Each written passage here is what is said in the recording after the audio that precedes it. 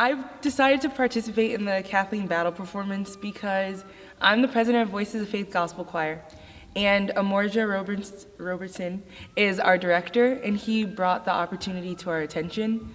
To be very honest, I do not have the strongest relation to opera music at all. I remember my mom putting in the Andre Bocelli CD in the house and the Christmas CD, and it would just fill up the whole house.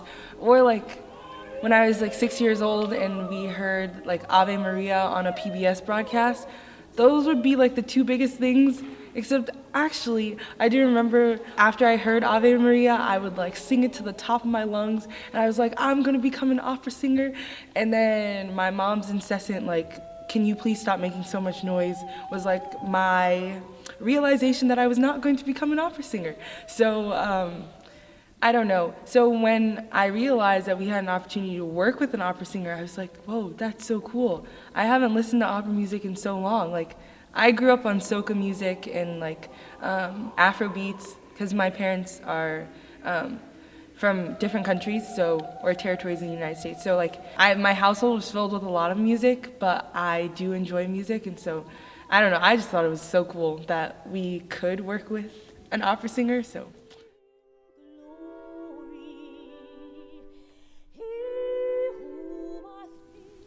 Honestly, it was just a reminder of how hard people really worked for me and so many other people to be here today.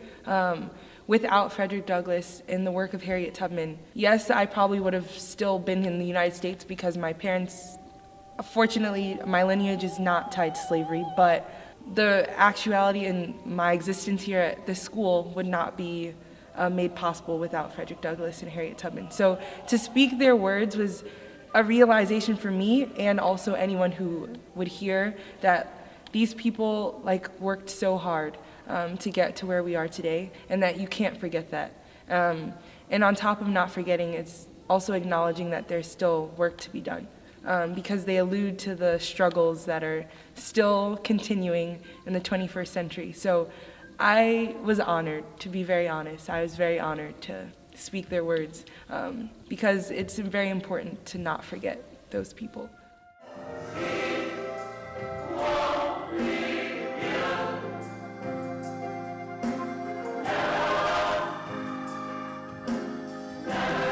I didn't realize he was so embedded into this project. Some people should share their things that they're doing. I was so surprised.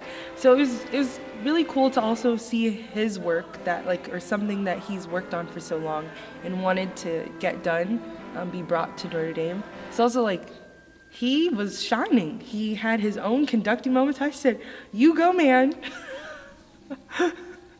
But it's also pretty interesting when he also got called out by Mrs. Battles, and I was it's not just me, not just me. But that was a humbling, a whole week of humbling encounters.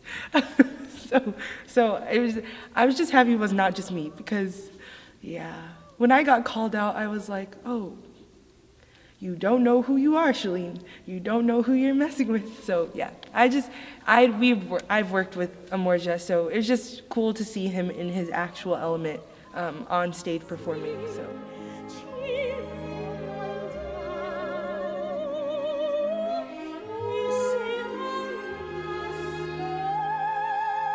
I was kind of validated, well.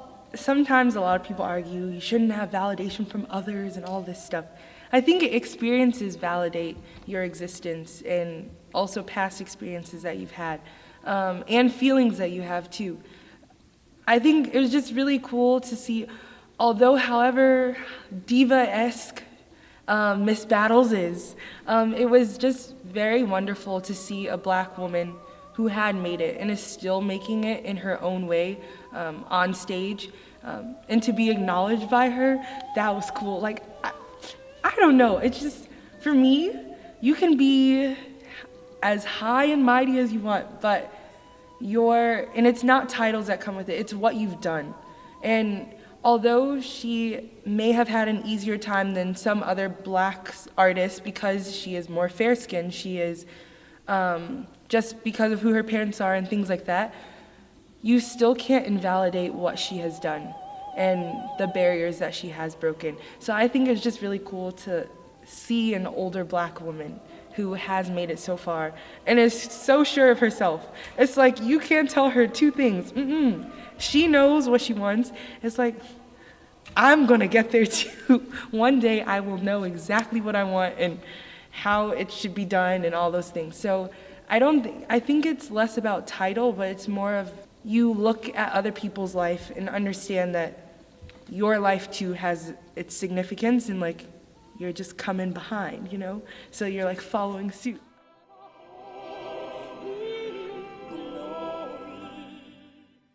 This is also a takeaway that I share with some of my friends who are not of color, is that we all have a story.